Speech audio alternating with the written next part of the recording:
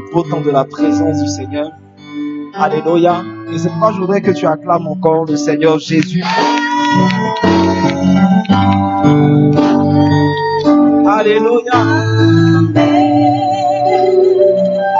J'ai l'habitude de dire que le Seigneur Jésus va revenir dans un temps de pluie, dans une saison de pluie. Alléluia. Parce que la saison de pluie seulement peut déterminer qui est véritable chrétien. Alléluia.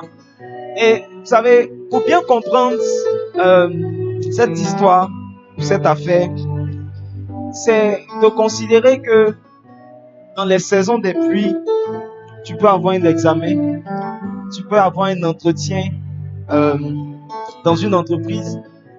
Et pense un peu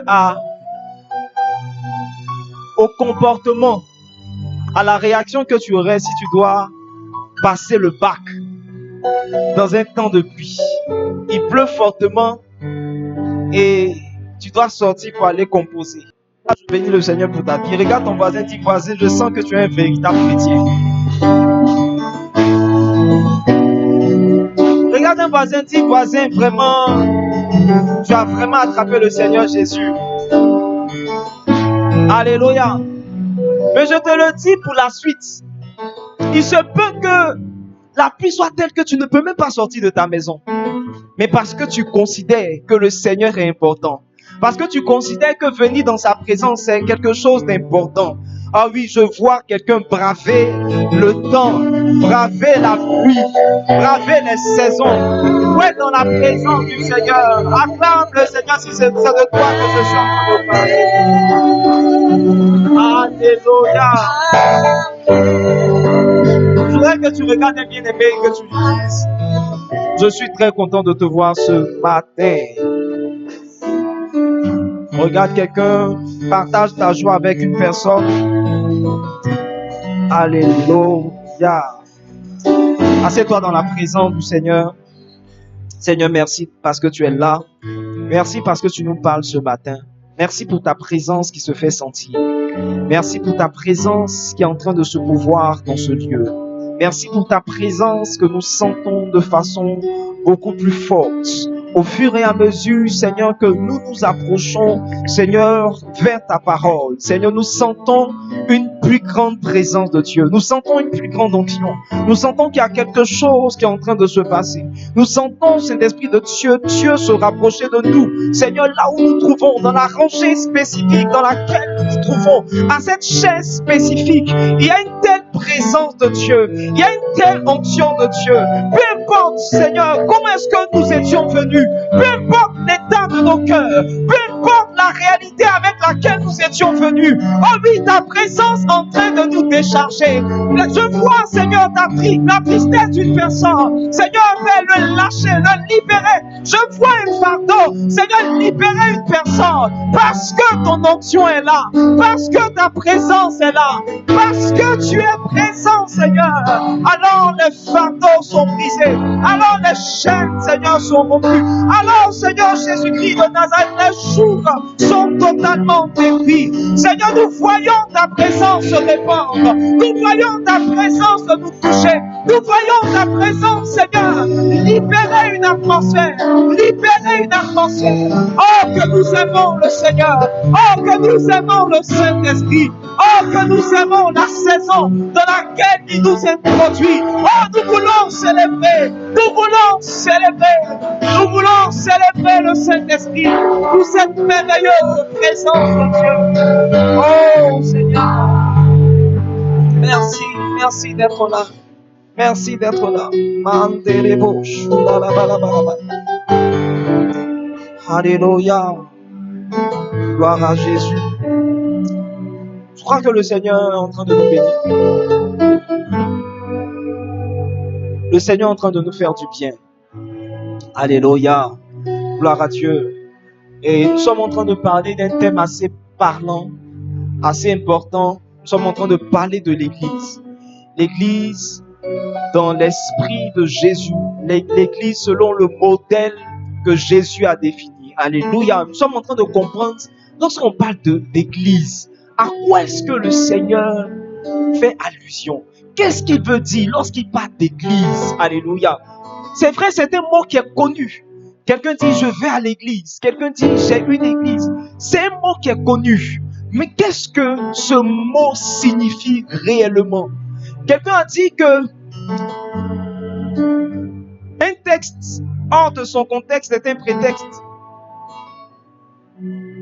Utiliser l'église hors de la définition du sens que le Seigneur veut lui donner, ça c'est vraiment dégrader le sens de l'église. Qu'est-ce que le Seigneur veut nous faire comprendre par l'église? Alléluia. Nous avons commencé à définir c'est quoi l'église. Nous avons dit par exemple que l'église, c'est l'ensemble de tous les croyants, de tous ceux-là qui ont décidé de donner leur vie à Jésus. Tous ceux-là qui ont décidé de ne plus juste être des personnes, des hommes normaux, mais des gens qui croient au Seigneur Jésus. Des gens qui ont décidé de quitter leur ancienne vie, la vie du monde, et qui ont décidé de marcher sérieusement avec le Seigneur Jésus. Regarde un voisin, dis voisin, est-ce que tu as décidé de marcher sérieusement avec le Seigneur Jésus? Alléluia! Gloire à Dieu. Amen. Et nous avons aussi dit que l'église, c'est un projet de Dieu. L'église, c'est un projet de Dieu. Jésus a dit, je bâtirai mon église. Je bâtirai mon église. Lorsqu'on dit je bâtirai mon église, on est en train de parler d'un projet.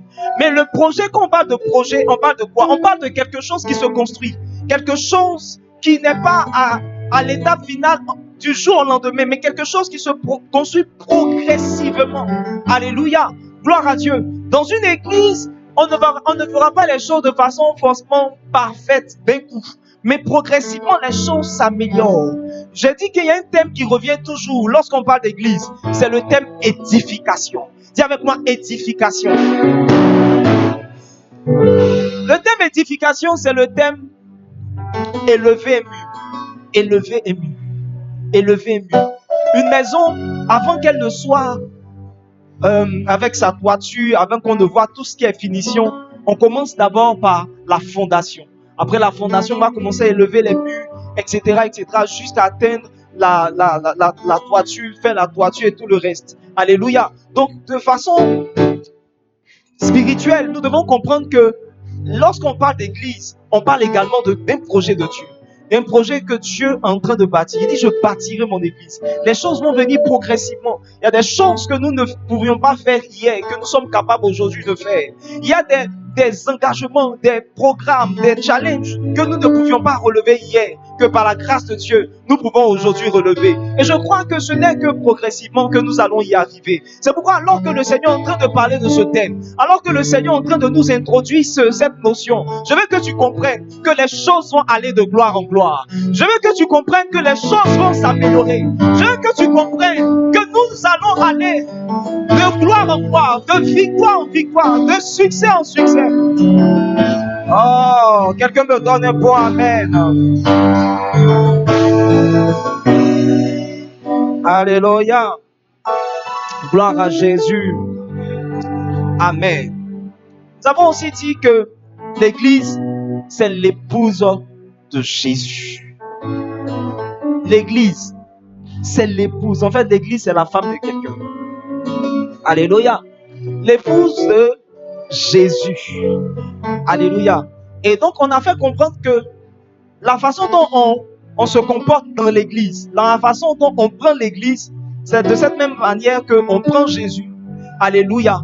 Et j'ai dit une chose. J'ai dit que il y a beaucoup de personnes contre lesquelles le Seigneur est. En fait, le Seigneur n'est pas très content de ces personnes juste parce que leur façon de considérer l'église, de faire l'église, de venir à l'église, fait que Dieu n'est pas très content. Parce qu'aucun homme ne peut négliger ce qu'on fait à sa femme.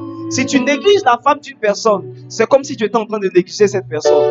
La meilleure manière d'irriter un homme, c'est de blesser sa femme. C'est pourquoi faites attention à cette merveilleuse épouse que le Seigneur m'a donnée. Je suis seulement en train de regarder qui prend soin de cette femme. Ce que je considère à un certain niveau, c'est ceux qui prennent soin de mon épouse et ceux qui la valorisent, ceux qui lui donnent certaines considérations. Dès lors que quelqu'un commence à la mépriser, à la dévaloriser, sachez que cette personne aura affaire à moi. Alléluia. L'épouse de Jésus. Et vous savez, lorsqu'on parle de l'ensemble de tous les croyants, on parle du corps de Christ. On peut baisser le piano un peu. On parle du corps de Christ. Le corps de Christ. Mais le corps de Christ, c'est une notion aussi qu'on connaît. Lorsqu'on parle de la Sainte Seine, on parle du corps de Christ. Lorsqu'on mange la Sainte Seine, c'est aussi le corps de Christ. Alléluia. Et vous allez voir que dans un passage, Paul dit que pourquoi les gens ont certains problèmes. Il dit, je vois qu'il y a parmi vous des gens qui sont extropiés, c'est-à-dire qui ont des maladies, qui sont infimes. Je vois qu'il y a des gens qui ont des problèmes dans l'église. Pourquoi? Parce qu'ils méprisent la Sainte Seine. Mais dans la Sainte Seine, il y a quoi? Il y a le corps de Christ. Le corps de Christ. Donc Jésus est en train de faire comprendre à travers Paul que le fait qu'on néglige le corps de Christ, ou encore l'épouse de Christ, va faire qu'il y a certaines choses qui peuvent nous arriver. Certaines choses qu'on va commencer à voir dans nos vies qu'on ne comprend pas. Des choses qui sont bloquées. Des choses qui n'avancent pas. Le travail, c'est compliqué. Juste parce qu'on est en train de prendre soin de l'église de Dieu. Aujourd'hui, Dieu veut te faire comprendre une chose, que tu dois prendre soin de son église. La façon dont tu te comportes lorsque tu viens à l'église doit commencer à changer. Parce que tu dois te mettre dans l'esprit que l'église, c'est l'épouse de Christ. L'église, c'est l'épouse de Christ. Alléluia. Amen. Et la dernière chose que nous avons dite, c'est que l'église, c'est le rassemblement de chrétiens ou de croyants qui partagent la même vision. Alléluia, gloire à Dieu. Donc, vous allez voir que lorsqu'on parle d'église, il y a l'église corps de Christ qui est l'ensemble de tous les croyants. Donc, un peu partout, sur toute la terre. Donc, tous ceux qui croient en Jésus, qu'ils soient à Korogo, qu'ils soient à Bundiali, qu'ils soient en France, qu'ils soient au Niger, partout où il y a des gens qui confessent Jésus et qui croient en lui, ces personnes-là représentent une église. L'église de Dieu, l'église avec grand E. Donc cette église-là n'est pas limitée à un territoire. Cette église n'est pas limitée à un environnement bien précis. Cette église, c'est l'ensemble de toutes les personnes qui croient en Jésus partout où elles peuvent se trouver. Mais lorsque nous abordons la notion d'église dans la dimension d'un ensemble de personnes rassemblées et qui partagent la même vision, à ce moment-là, on va parler de personnes bien définies, on va parler de lieux bien définis.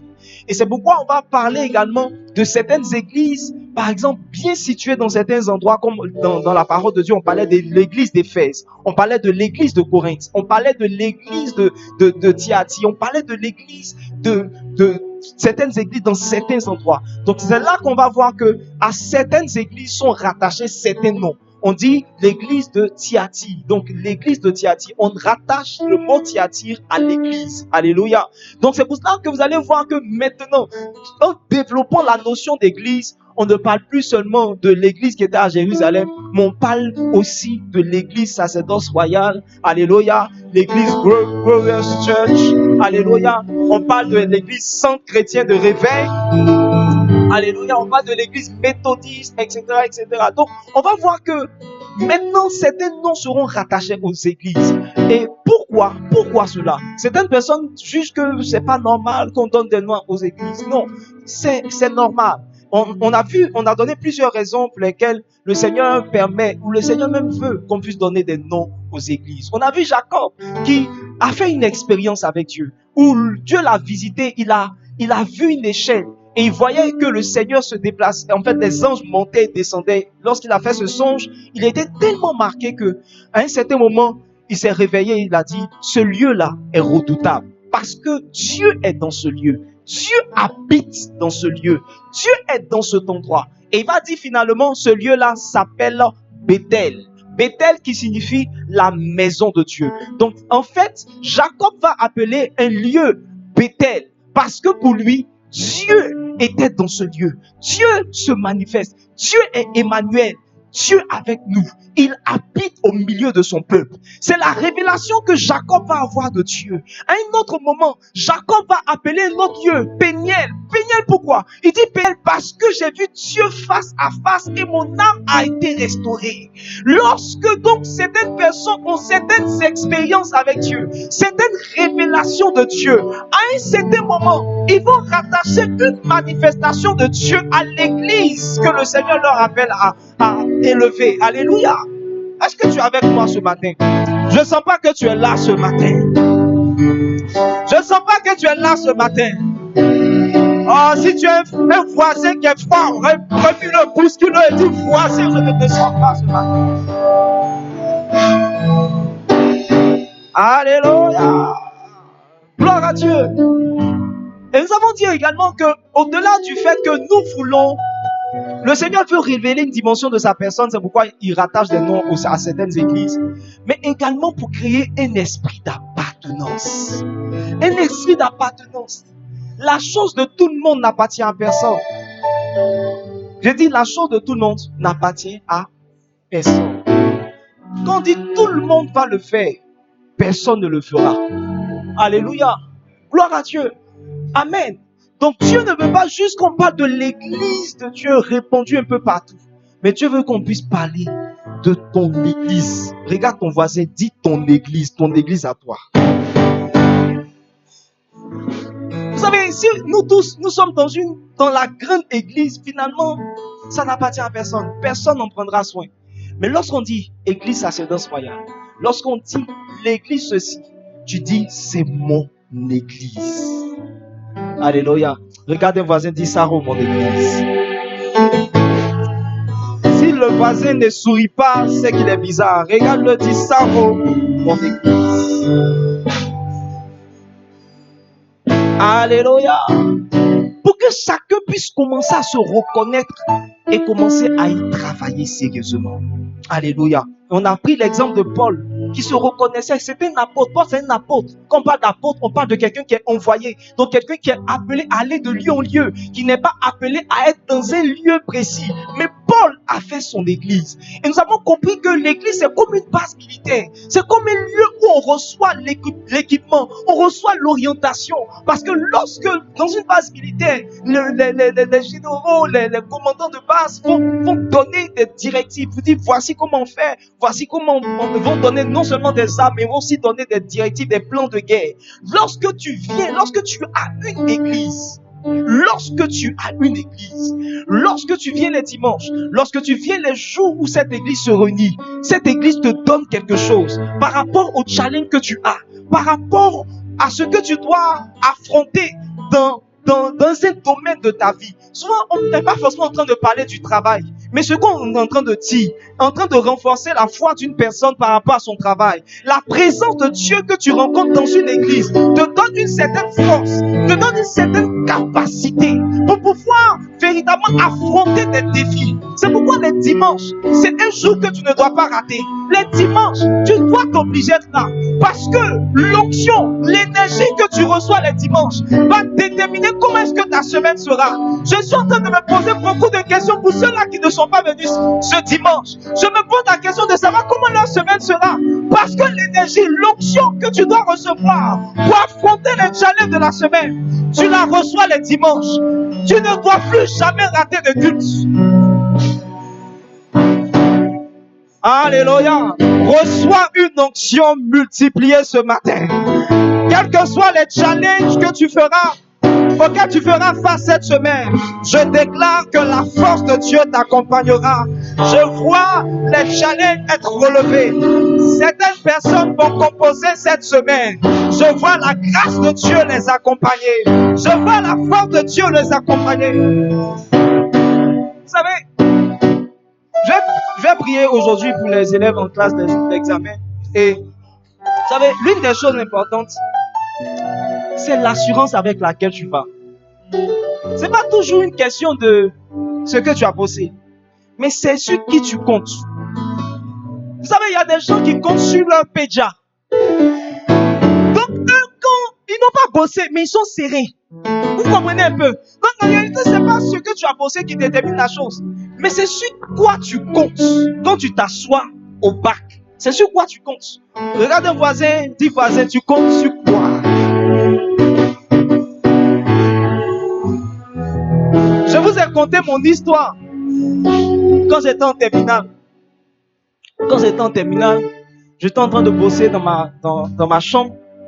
Et il y avait quelqu'un, je suis à l'internat, au lycée scientifique. Et il y a quelqu'un qui est à ma chambre, c'est-à-dire au dehors, qui est pratiquement là, qui parle au niveau de ma fenêtre. Mais il est vraiment en bas. Moi, j'étais au deuxième, je crois. Et j'entends quelqu'un parler. Et la personne va commencer à parler. Il parle. Et il dit les thèmes qui vont ressortir à l'examen. Philosophie. Bosser religion. Religion. J'ai dit, mais attends, ce gars-là, est-ce un prophète que Dieu a envoyé pour moi? Donc j'ai commencé à noter religion. Il a commencé à donner les détails. Et il y a une parole qui disait à chaque fois qu'il commence à donner un détail, il dit une parole là qui a commencé à me motiver. Il dit, c'est ce que tu as négligé, c'est ce qui va te tuer. La Bible dit, comment négligerons-nous un si grand salut? Je dis, voici, tu es en train de me parler et je vais négliger. Il dit, ça dit que quand tu as envie de douter de ce qu'il est en train de dire, il dit, c'est ce que tu as négligé, c'est ce qui va te tuer. Je dis, non, Dieu a envoyé un prophète. En fait, je ne croyais pas en lui en tant que venant de Dieu. Mais je me suis dit, bon, Dieu parle tantôt d'une manière, tantôt d'une autre. Et puis, cette affaire de ce que tu as négligé là, c'est une parole qui est restée dans mon esprit. Je dis, et si je néglige ce qu'il est en train de me dire? Et puis finalement, j'ai commencé à faire option. J'ai commencé à expliquer à certains chrétiens, je dis, vous savez, le diable, il arrive à connaître certaines choses. C'est pas de lui qu'on doit recevoir les révélations, mais le diable souvent sait certaines choses. J'ai commencé à dire des choses, des théories, mais qui étaient fausses, quoi. Tellement je voulais le gars, il m'avait trop marqué. Donc, je vais au bac, j'ai fait option. Il y a des choses que je n'ai pas bossé. En philosophie, il y a des choses que je n'ai vraiment pas bossé. En histoire, là même, c'est j'ai dit option. J'ai des choses, il y a des coups, je n'ai même pas regardé. J'ai dit, c'est pas comme s'il y a lu et puis il n'a pas regardé. J'ai dit, je n'ai pas regardé. Frère, un prophète te parle et tu vas négliger ça. Et je vous assure que rien de tout ce qu'il a dit, je dis rien de tout ce qu'il a annoncé, religion, c'est pas tombé. Rien de tout ce qu'il a annoncé n'est tombé. Mais je savais sur qui je comptais. Je savais sur qui je comptais. Je comptais sur Dieu. Moi, chaque fois que je commençais ma compo, j'avais mon brouillon. Je prenais mon brouillon et j'écrivais ma prière. Je ne me laissais pas perturber par qui que ce soit. J'écrivais, la première chose que j'essayais d'écrire, c'était ma prière. Je n'essayais pas de voir les sujets. Et certaines personnes, dès qu'ils recevaient le feu, commençaient à dire, hey, truc est tombé. Hey, ceci est tombé. Hey, cela est tombé. Moi, j'étais sérieux. J'écrivais ma prière. Et quand je finissais d'écrire ma prière, je commençais à bosser. Et il y avait une telle paix. Il y avait une telle sérénité. Il y avait une telle confiance. Parce que je comptais sur Dieu. Si tu comptes sur Dieu, tu vas réussir. Je dis tu vas réussir. Un gars qui a fait option. Un gars qui a fait option, il a eu plus de 300 points.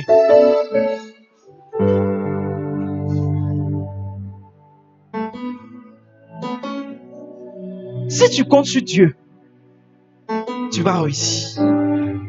Et c'est pourquoi lorsque tu viens à l'église et que tu reçois une force, tu reçois une onction, ça te donne un certain encouragement. Ça te donne une certaine capacité à gérer certaines choses. Quand je dis je sens une saison. Cette semaine, j'ai assuré l'intérim de mon responsable hiérarchique. Et ça m'a plu. Parce que je me suis rendu compte que j'avais une capacité à gérer certaines choses. Je me suis senti à l'aise. Ça demandait beaucoup de travail, mais je me suis senti à l'aise à cause de la connexion que j'ai avec le Seigneur. Oh oui, je vois quelqu'un qui va recevoir davantage l'énergie pour relever des challenges. Tu es ici pour recevoir cette capacité divine, pour relever de grands challenges au nom de Jésus. Alléluia. Et c'est pourquoi on a dit qu'on ne choisit pas une église en fonction de sa lignée, mais en fonction de sa destinée. Alléluia. Ce n'est pas parce que ton père est méthodiste que tu dois mourir méthodiste. Alléluia. C'est pas que parce que ton père est catholique, ta maman est catholique et ta grand-mère et ton arrière-grand-mère étaient catholiques que toi tu dois aussi mourir catholique. Et je vous ai dit mon histoire. Moi, mon père, pasteur méthodiste, chairman. Ce que les gens appellent aujourd'hui très révérend, frère. C'était un bishop. Frère. Et mon grand-père était catéchiste à l'église méthodiste. J'ai une lignée de méthodistes. J'ai le sang méthodiste en moi. Mais quand Dieu a voulu que je vienne et que je commence cette église, je n'ai pas résisté à l'appel. Parce qu'il y a une destination à laquelle Dieu veut t'envoyer. Il y a une certaine orientation de vie que le Seigneur veut te donner. Et si tu es sensible, tu peux discerner cela et puis rouler dans la direction dans laquelle Dieu t'envoie. Alléluia. Et je crois que si tu es là, ce n'est pas un hasard. Si tu es là, regarde un voisin, dis-lui, ce n'est pas un hasard. Ça, c'est ton église. Alléluia. Et nous avons commencé à parler de l'église selon le modèle de Jésus. Alléluia. Dans le livre de Hébreux, on voit quelque chose de très, très puissant. Lorsque Dieu a demandé à Moïse d'élever le tabernacle, d'ériger le tabernacle, qui est la maison de Dieu. Alléluia. Le tabernacle, c'est la maison de Dieu. C'est aujourd'hui ce qu'on peut appeler l'église. Il a demandé à Moïse de bâtir le tabernacle. Dans Hébreux 8, le Seigneur nous rappelle, au verset 5, le Seigneur nous rappelle véritablement ce qu'il a dit à Moïse. La Bible dit donc que lesquels s'élèvent un culte, image et homme des choses célestes. Donc, homme des choses célestes. Selon que Moïse en fut divinement averti lorsqu'il allait construire le tabernacle. Lorsqu'il allait construire le tabernacle, voici ce que Dieu lui a dit. Un soin, lui fut-il dit, un soin de faire tout d'après le modèle qui t'a été montré sur la montagne. Donc, tu dois faire les choses pas comme tu veux, non pas comme tu le ressens, mais selon un modèle. Selon un modèle. Vous savez, beaucoup de personnes n'arrivent pas à marcher dans la pensée de Dieu parce qu'ils veulent faire comme eux ils veulent, au lieu de suivre un modèle. Il y a un modèle que Dieu donne. Je ne veux pas d'abord parler du modèle que Dieu donne à un serviteur de Dieu, mais je veux parler du modèle que Jésus lui-même, qui est le bâtisseur par excellence, donne à son église. Mais sinon, chaque homme de Dieu reçoit une orientation, reçoit un modèle, reçoit véritablement une pensée de Dieu qu'il reçoit depuis le ciel. Il dit, c'est l'image des choses célestes, des choses que tu as vues dans le ciel, c'est de reproduire selon le modèle. Donc, lorsqu'on parle d'église, on ne parle pas juste de nous rassembler chaque dimanche, mais on est en train de parler de faire quelque chose selon le modèle de Jésus. Alléluia. Gloire à Dieu. Et Jésus nous a donné plusieurs références qui nous permettent de comprendre quelle est la vision qu'il avait de l'église. Et la première chose que nous avons dit sur l'église, c'est que l'église, selon le modèle de Jésus, dans la pensée de Christ, c'est une maison. Dis avec moi, une maison. L'église, c'est une maison. Acte 2, le verset 47. Acte 2, le verset 47. La Bible dit, louant Dieu et trouvant grâce auprès de tout le peuple. Et le Seigneur ajoutait chaque jour à l'église ceux qui étaient sauvés. Chaque jour à l'église, ceux qui étaient sauvés. Amen. Alléluia. Gloire à Dieu. Lorsqu'on parle ici de salut, on voit d'abord le fait que des personnes vont aller au ciel. Mais au-delà de cela, quand on parle de la notion sauver, la notion du salut, vient d'un mot grec, sozo. Sozo va au-delà de la vie éternelle. Parle de délivrance, du fait d'être délivré de quelque chose, le fait d'être délivré des châtiments, le fait d'être délivré véritablement des jugements, le fait d'être guéri. La guérison se trouve dans Sozo. La guérison se trouve dans le salut. La guérison, la santé divine se trouve dans le salut. La préservation, la protection se trouve dans Sozo, dans le salut. Lorsque donc les gens étaient sauvés, délivrés de l'emprise de Satan, ils devaient être dans un endroit. La Bible dit, Dieu ajoutait à l'église. Donc l'endroit, la maison dans laquelle Dieu envoyait les personnes qu'il sauvait, c'était l'église. L'église est donc la maison. La maison, dans quel esprit? Dans l'esprit d'un refuge, d'un endroit où Dieu garde, Dieu protège ses enfants. Alléluia. Une maison, c'est comme un abri. Une maison, c'est un abri. Il y a une certaine assurance que tu as quand tu te retrouves chez toi. N'est-ce pas? Et on le voit surtout avec les animaux, les chiens par exemple. Les chiens, vous pouvez avoir un chien qui est très peureux quand il se retrouve dehors. Mais quand il se retrouve dans sa maison, il sent une certaine assurance. Et ça, on le ressent chacun. Lorsqu'on était enfant et lorsqu'on nous poursuivait, l'endroit qu'on recherchait, c'était d'entrer dans notre maison. Parce qu'on se dit qu'aucun de nos amis ne va venir rentrer dans notre maison. Pourquoi? Notre papa est là, notre maman est là, etc., etc. D'autres enfants sont là. Donc, en réalité, la maison dans l'esprit de Dieu, c'est un endroit de refuge. L'église dans l'esprit de Dieu, c'est un endroit de refuge, un endroit de salut. Alléluia. Il dit qu'il nous a libérés du royaume des ténèbres, de l'emprise des démons, de l'emprise des ténèbres, pour nous envoyer dans le royaume du Fils de son amour, dans son église. Lorsque Dieu te libère du monde, lorsque Dieu te libère des œuvres des ténèbres, il t'envoie dans une église. Parce que dans l'église, il y a comme une protection. Il dit, je bâtirai mon église et les portes du séjour des morts ne prévaudront point. C'est dans l'église que Dieu peut assurer ta protection. C'est dans l'église que Dieu peut maintenir ta vie. Alléluia. C'est pourquoi, regardez, au temps de Noé, il y a eu comme une préfiguration de l'église. Au temps de Noé, il y a eu ce qu'on appelle l'arche. Il y avait un déluge qui se préparait. Il y avait une destruction. Vous savez, il y a une grande destruction qui se prépare. Une grande destruction qui se prépare. Je lisais récemment un article où les gens ont proscrit la lecture de la Bible dans un établissement aux États-Unis. Et on dit que, regardez, on dit que la Bible est comme un livre pornographique.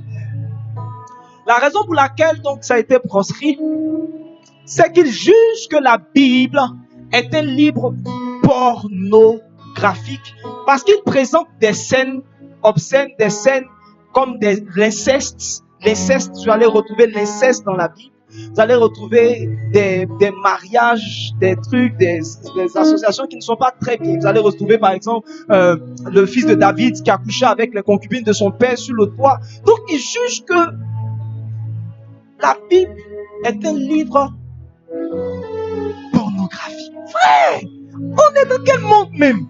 Regarde ton voisin, dis, on est dans quel monde? Il y a des choses qui vont arriver. Il y a un déluge qui se prépare. Noé a prêché qu'il y aura des choses qui vont venir. Il y aura des choses qui vont arriver. Et la Bible dit que les derniers temps seront comme les temps de Noé, où il y aura des choses inimaginables qui vont venir. La Bible parle des guerres et des tremblements de terre, de beaucoup de choses qui vont se passer. Où est-ce que tu seras pendant tout ce temps? Tous ceux qui étaient en dehors de l'arche n'ont pas survécu. Tous ceux qui seront en dehors d'une église ne vont pas survivre pendant ces moments-là. La Bible dit que ça sera tellement difficile que, frère, si tu n'as pas une assemblée, si tu n'as pas un endroit où tu vas venir recevoir l'orientation, la force, la direction de Dieu pour dire, regarde, voici comment tu dois marcher. Voici, malgré toutes ces crises, malgré toutes ces choses qui sont en train de se passer, voici la pensée de Dieu pour toi. Et que le Seigneur te fortifie, toi qui passes par des temps difficiles, que le Seigneur te soutienne, que le Seigneur puisse véritablement te garder. Les gens vont te persécuter, les gens vont entrer dans les maisons, mais il faut que tu demeures ferme. Il faut que tu demeures ferme, frère. Si tu n'as pas un tel environnement, Dans les temps de crise, tu vas abandonner la foi. Il y a des gens qui, pendant la période de Corona, ont abandonné la foi. Ont abandonné. Et souvent, ce qui se passe, c'est que moi, par exemple, j'ai fait mes études à l'intérieur, pratiquement la grande partie de mes études. Et beaucoup de personnes, lorsque on les a retrouvés, qui ont quitté l'intérieur, qui sont venus à Abidjan, la première chose qu'ils ont dit, lorsqu'on leur a dit, mais pourquoi ça va plus spirituellement? Ils ont dit, je ne me suis pas retrouvé parce que je n'ai pas retrouvé un endroit où je communie avec des frères. Il y a, par exemple, avec Amsoko, on avait la sepsie, on cherchait Dieu, on faisait ceci et tout le reste. Mais quand je suis revenu à Abidjan, je n'avais pas trouvé cet environnement. Donc j'ai commencé à m'éloigner de Dieu. J'ai commencé à faire certaines choses. Frère, c'est pourquoi c'est tellement bon lorsqu'on peut te demander de faire un certain nombre de choses. Parce que regarde, tu vois ça comme un ordre. Tu vois ça comme si on était en train de restreindre ta liberté. Mais en restreignant, enrive ta liberté, on est en train de te protéger. En fait, pourquoi c'est aisé pour certaines personnes de marcher avec le Seigneur? C'est parce qu'ils sont constamment en train de faire des choses de Dieu. Ils sont constamment en train de servir Dieu. Ils n'ont même pas le temps pour, dans leur programme, dans leur agenda. Soit ils vont à la prière, ils ont fini de faire la prière. Ils rentrent à la maison, ils se vont lire leur Bible, ils sont lire des livres, ils ont écouté des enseignements. Quand tu es tout le temps en train d'être connecté à Dieu, lorsqu'il y a même des programmes, il y a des activités qui te maintiennent dans la présence de Dieu, en réalité, ce n'est pas une contrainte. Peut-être venir à l'église, peut-être venir plusieurs jours de la semaine à l'église, tu vois ça comme une contrainte, mais tu ne sais pas comment c'est en train de te garder. Si tu regardes, tu vas voir que certains vices sont arrivés un mercredi soir, peut-être un dimanche, parce que simplement tu n'étais pas là où Dieu te voulait. C'est pourquoi tu dois considérer l'église comme l'environnement dans lequel Dieu veut te garder. Beaucoup de personnes, lorsqu'elles s'éloignent un peu, c'est qu'elles font. Je suis en train de parler à certaines personnes prophétiquement.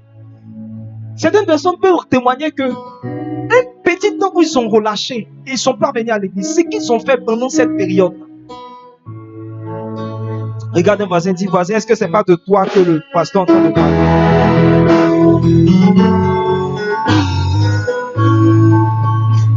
Alléluia. La Bible dit, Pierre était emprisonné.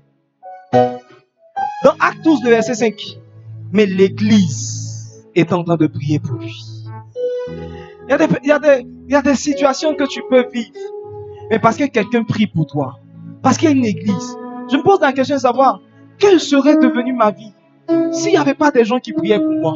Vous savez, peut-être que toi tu ne le fais pas, tu ne pries pas pour moi, je sais. Je sais que tu ne pries pas pour moi. Moi, je sais que tu ne pries pas pour moi. Mais il y a des gens qui prient pour moi.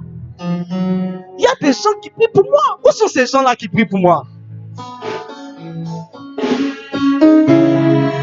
Dieu vous voit. Alléluia. Il y a des gens qui prient pour moi, c'est pourquoi je tiens. Depuis mon père spirituel, mes enfants, il y a certains enfants qui prient pour moi. Ma fille en Guinée, elle ne cesse de prier pour moi. C'est une période où on cause pas vraiment, mais elle continue de prier pour moi. Il y a des gens qui prient sérieusement pour moi. Il y a des personnes, même leur rôle, leur mission dans cette église, c'est de prier pour leur pasteur. Frère, il y a des prières qui s'élèvent pour toi, tu n'as pas idée. Il y a un département d'intercession qui élève des prières, qui élève la voix vers Dieu pour prier pour des personnes. C'est lorsque tu es dans un environnement que tu peux être gardé. Tu peux passer par des situations difficiles. Mais si tu savais que ça serait pire ici avec personne qui priait pour toi. Ne pensez pas que le fait de passer par des situations veut dire que personne ne prie et personne ne te soutient. Ça veut dire que ça aurait été pire si personne ne le faisait. Jésus m'a dit à Pierre, il dit, Satan vous a réclamé pour vous cribler. Mais j'ai prié pour vous. Jésus priait pour ses disciples. Malgré le fait que Jésus a prié pour ses disciples, Pierre a régné. Il y a des choses qui se passent, mais ça aurait été plus grave. Judas a régné Jésus. Pas seulement régné Jésus, il a vendu Jésus, mais il est mort. Et j'ai prié pour toi, Pierre. Ça aurait été plus grave s'il n'y avait personne qui te soutenait. Je pense que si tu penses que tu vis des circonstances difficiles, laisse-moi te dire que ce sont des circonstances que Dieu a atténuées, que le Seigneur a atténuées. Et dans cette saison, Ma prière pour toi, c'est que si tu passais par des temps difficiles, que le Seigneur te donne la victoire, que le Seigneur te fortifie. Je lève ma main sur ta vie et je déclare que toute forme de difficulté sur ton chemin, maintenant, libère. Je prie et je déclare que tout jour, je déclare que toute emprise de l'ennemi sur ta vie, tout emprisonnement, tout ce qui était comme lié, tout ce qui était comme prison, maintenant est brisé par la puissance du nom de Jésus. Tout ce qui était comme maladie dans ton corps, cela est brisé au nom puissant de Jésus-Christ de Nazareth. Alléluia. La deuxième chose que nous avons dite en ce qui concerne l'Église, c'est que l'Église est appelée à devenir, dans la pensée de Christ, l'Église c'est une organisation puissante. Certaines personnes disent, lorsque Jésus disait, je bâtirai mon ecclésia, et Jésus était comme en train de parler c'est pas comment dire, d'une organisation un peu comme une mafia. Jésus était en train de parler d'une organisation puissante. Dis avec moi, puissante. Non, tu ne le dis pas bien. Dis puissante. Alléluia. Une organisation puissante. Alléluia. Il dit, les portes du séjour des morts ne prévaudront point. Et le dimanche passé, je vous parlais du fait que les organisations contenues dans le temps, ou si vous voulez, les civilisations contenues dans le temps, c'était des civilisations organisées. Parlant de l'Égypte, il y a encore les tombeaux des pharaons, il y a les pyramides, il y a certaines choses que vous allez retrouver encore en Égypte. Parce que l'Égypte était une civilisation organisée. Les choses qui tiennent dans le temps, le son en fait, si elle y arrive par l'organisation qui est mise en place. C'est l'organisation qui fait durer les choses. Alléluia. Gloire à Dieu. Beaucoup d'églises, des églises qu'on appelle aujourd'hui des églises traditionnelles, tiennent dans le temps juste à cause de l'organisation. C'est très important. Alléluia. Gloire à Dieu. Et je veux partager avec toi quelques caractéristiques d'une organisation puissante. La première caractéristique que je voudrais te présenter, c'est la vision. Qu'est-ce qui fait qu'on peut parler d'une organisation puissante?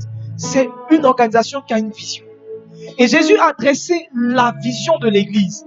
Il dit dans Acte 1, le verset 8, il dit, vous allez recevoir une puissance.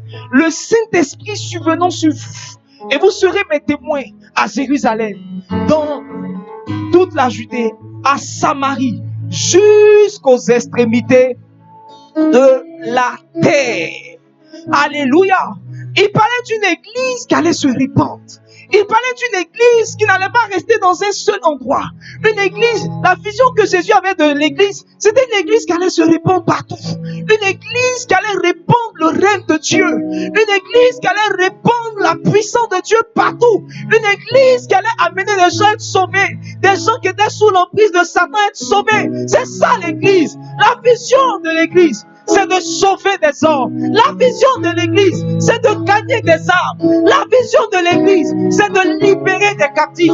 La vision de l'église, c'est de guérir des malades.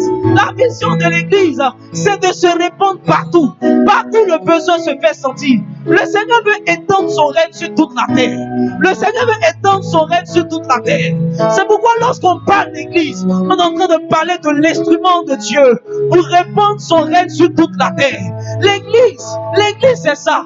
Tu dois considérer que étant dans cette église, le Seigneur veut t'amener à une certaine dimension. La dimension où son règne sera répandu. C'est pourquoi lorsque nous disons à l'église sacerdoce royale, ramenez le règne, le cœur des hommes à Dieu, et étendre le règne de sa gloire partout. Parce que le Seigneur veut se répandre. Le Seigneur veut gagner plus d'âmes. Le Seigneur veut répandre son règne dans la société, changer, transformer la société, transformer les mentalités, rentrer dans les différentes professions, dans les différents secteurs d'activité pour répandre son règne, pour répandre la pensée du royaume. C'est ça l'église. C'est ça l'église. L'église est une organisation puissante parce qu'elle a une vision extraordinaire.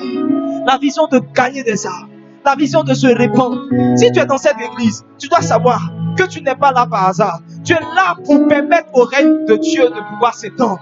Tu es là pour permettre au règne de Dieu de pouvoir s'étendre. Tu n'es pas en train de faciliter la manifestation du règne de Dieu lorsque tu viens seul à l'église.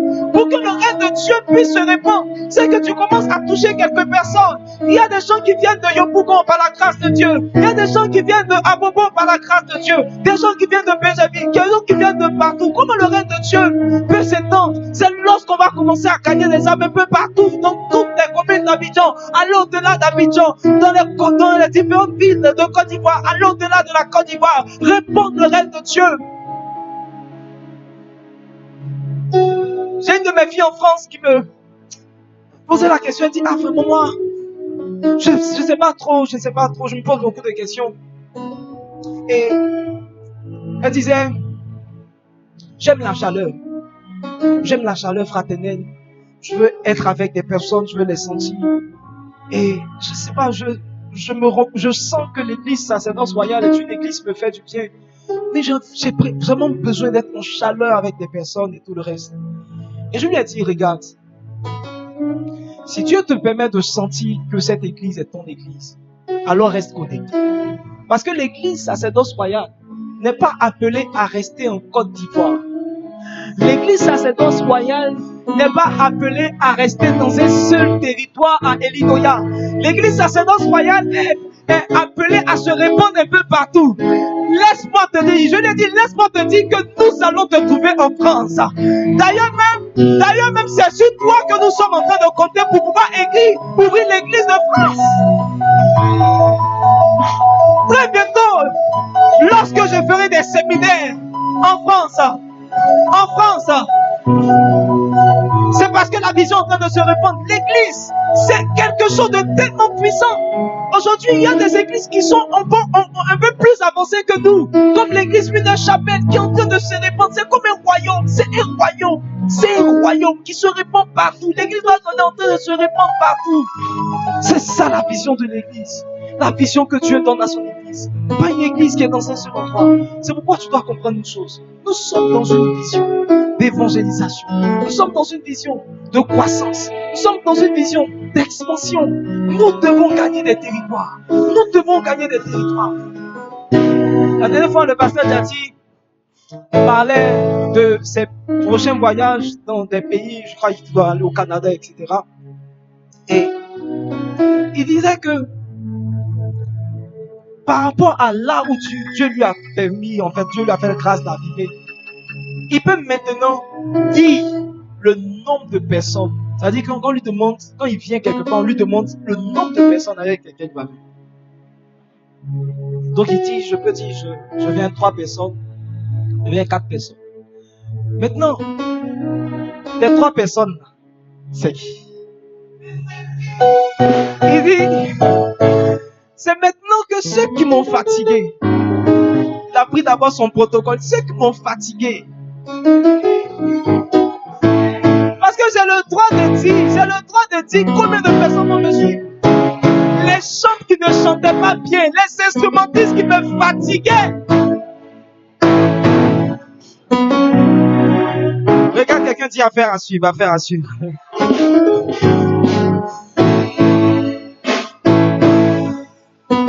Alléluia.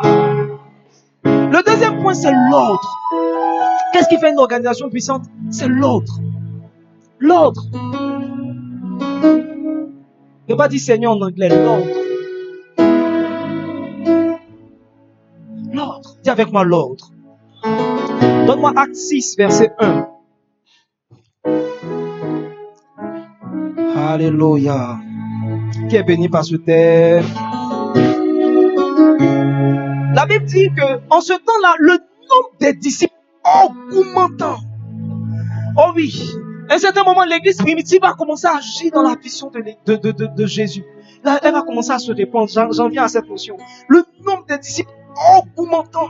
Les hellénistes murmuraient contre les Hébreux parce que leurs veuves étaient négligées dans la distribution qui se faisait chaque jour. Le nombre a créé une forme de désorganisation. Les gens n'arrivaient pas à gérer. Imaginez-vous, imaginez-vous qu'on a un cas de 100, ou bien 3 cas de 100 places.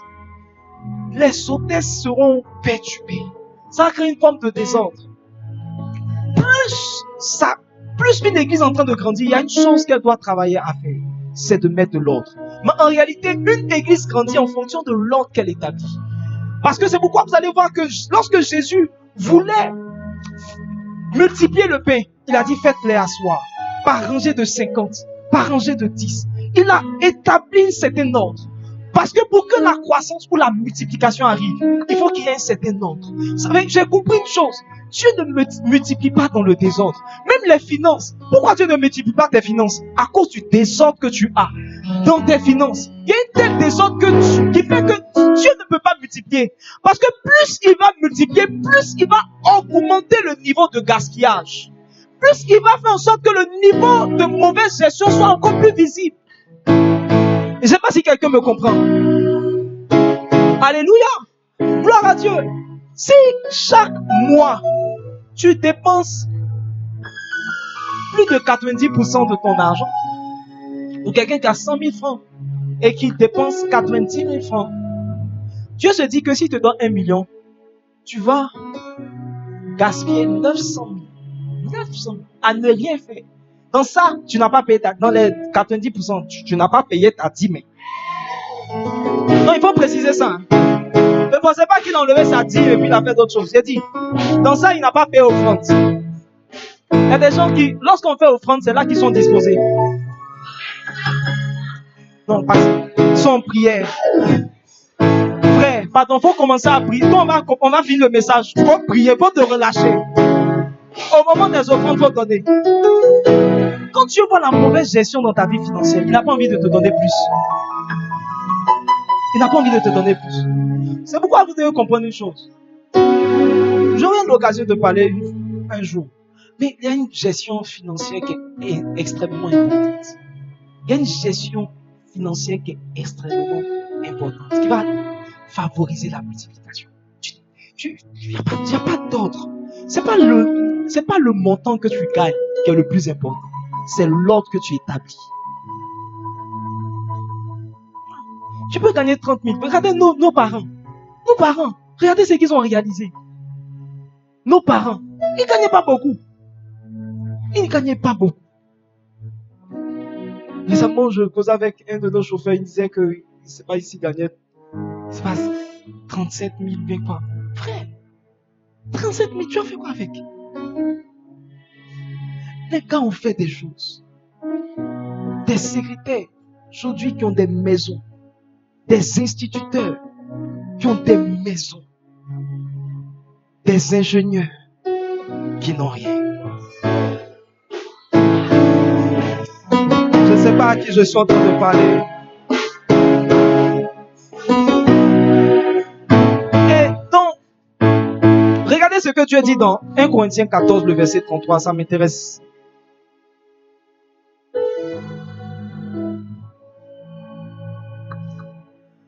Il dit, car Dieu n'est pas un Dieu de désordre, mais un Dieu de paix.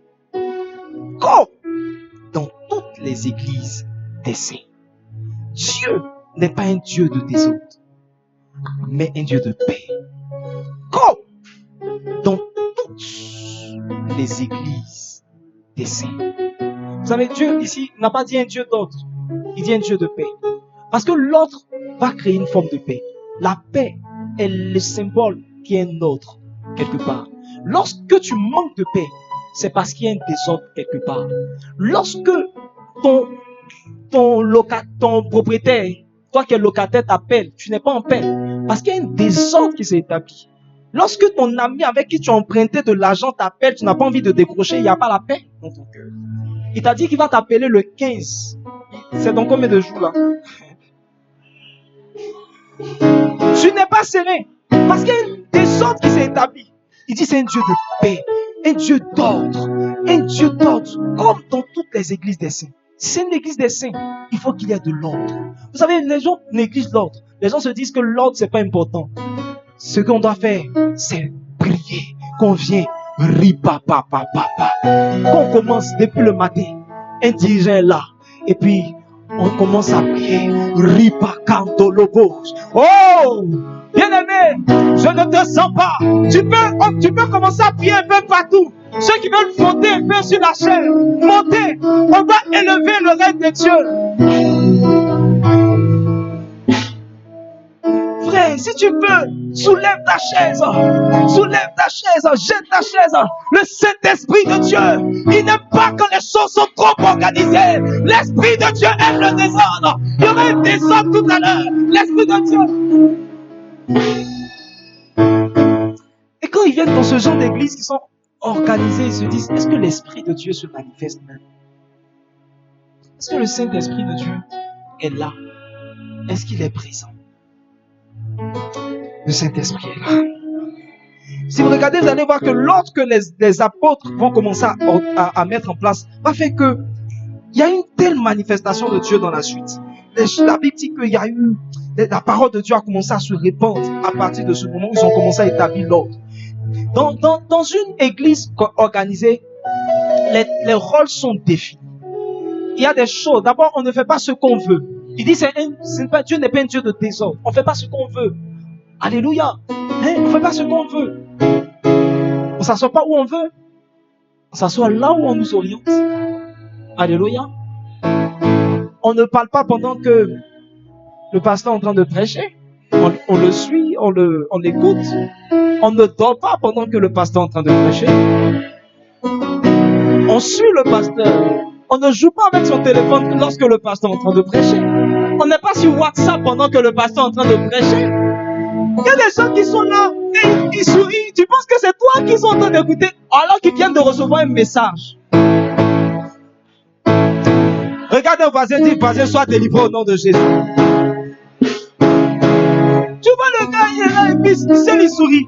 Il entend, il a reçu quelque chose. L'ordre, l'organisation, tellement importante. Alléluia. Je le dis parce que c'est vraiment une chose importante. Vous savez, souvent, je l'ai dit le dimanche passé, les gens jettent les ordures, les gens jettent les trucs. Dans l'église se disent, bon, il y a quelqu'un qui peut le faire. Frère, ce genre de petites attitudes, c'est des choses que le Seigneur regarde. Dieu veut une église qui est organisée. Dieu veut une église où les choses sont faites, bien définies dans le temps, par la grâce de Dieu. L'ordre favorise la croissance. L'ordre favorise la multiplication. Et je vois cette église se multiplier par la grâce de Dieu. Vous allez voir que, à plusieurs reprises, Paul a écrit aux églises, il leur dit qu'est-ce qu'on doit faire, comment est-ce qu'on doit se comporter. À Timothée, par exemple, il a donné vraiment des prescriptions. Il dit voici ça, voici ça, voici ça, voici ça. Alléluia, gloire à Dieu. Dans une église organisée, chacun a un rôle à jouer. Chacun a un rôle à jouer. Regarde ton voisin devant lui, dans cette église-là, toi tu joues quel rôle? Regarde bien, quelqu'un dit, tu joues quel rôle dans l'église? J'entends quelqu'un dire le rôle de venir s'asseoir à l'église. Une autre personne a dit le rôle de chauffer la chaise pendant les cultes. Quel rôle tu joues? Dans une organisation, chacun a un rôle à jouer. Il y a des personnes qui se sont dit, vous allez voir qu'à un certain moment, Paul va établir, il dit il y a les diacres. On a établi les diacres. Après, il y avait des anciens. Dans chaque église, je crois dans Actes 14, verset 23, il dit dans chaque église, il va établir des personnes bien spécifiques. Donc, dans une église organisée, chacun a un rôle à jouer. Alléluia. La troisième chose que je voudrais te dire, c'est l'implication, le niveau d'implication des membres de l'église. C'est des membres d'une organisation. Ce qui fait une organisation puissante, c'est que les membres sont impliqués fortement. Ce qui fait qu'une organisation peut faire certaines choses, peut réaliser certaines choses. C'est le niveau d'implication. Le niveau d'implication. Alléluia. La Bible dit une chose. La Bible dit que, prenons nos Bibles dans Acte 8. Je vais vous montrer quelque chose. Dans Acte 8, le verset 1. La Bible dit, Paul avait approuvé le meurtre d'Étienne. Et la Bible dit, il eut ce jour-là une grande persécution contre l'église de Jérusalem. Et tous, regardez bien, la Bible dit, et tous,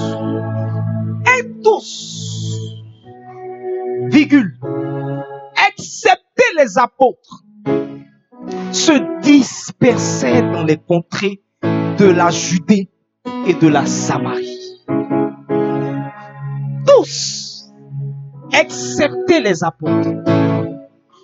Est-ce que je peux venir avec toi? Est-ce que je peux te donner une révélation? Alléluia. Vous savez, les apôtres, c'était les personnes qui étaient le plus impliquées dans l'œuvre. La Bible dit qu'à un certain moment, quand on lit le roi Acte 5, la Bible dit que tous les hommes les louaient hautement. Tout le peuple, quand ils regardent les apôtres servir, ils disent waouh, oh pasteur c'est bien, tu prêches bien, oh pasteur avance. Il y a des gens qui sont là et qui sont juste assis et qui sont juste en train d'acclamer, qui sont juste en train de regarder et dire oh les chants c'est bon, oh oui, pasteur oui, vas-y, c'est bon, je sens que tu es bien, voilà, c'est bien, oh oui, le pianiste.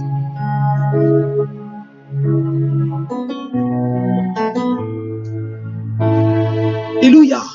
Oui, et même quand les gens ne jouent pas bien leur rôle, c'est toi qui es là, comme un arbitre qui est en train de critiquer, qui est en train de dire les choses ne se font pas bien. Il y a les gens qui négligent leur rôle, les gens négligent leur poste, les gens font ceci. Et toi, qu'est-ce que tu fais?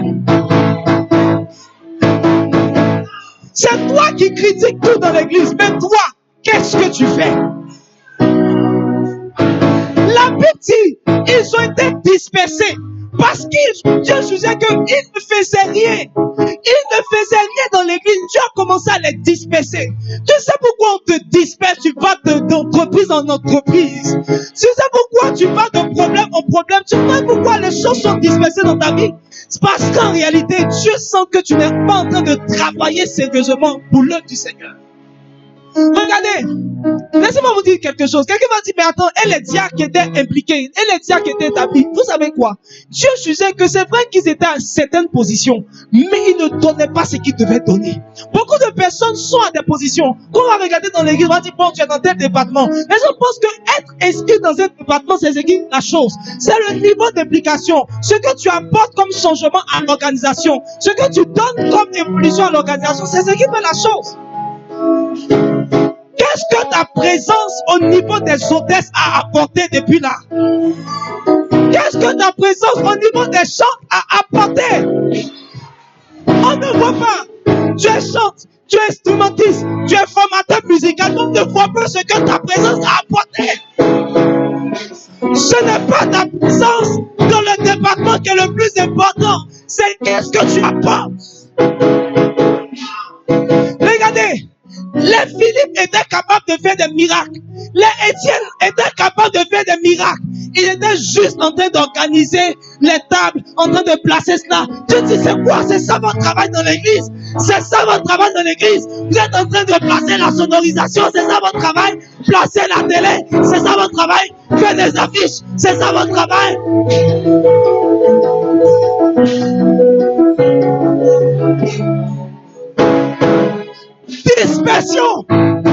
Dispersion. Ah, les Étienne vont commencer à aller plus loin. Ils ont commencé à faire des choses qu'ils n'avaient pas l'habitude de faire. Parce que Dieu voulait élever leur implication. Dieu voulait qu'ils puissent être des hommes d'impact.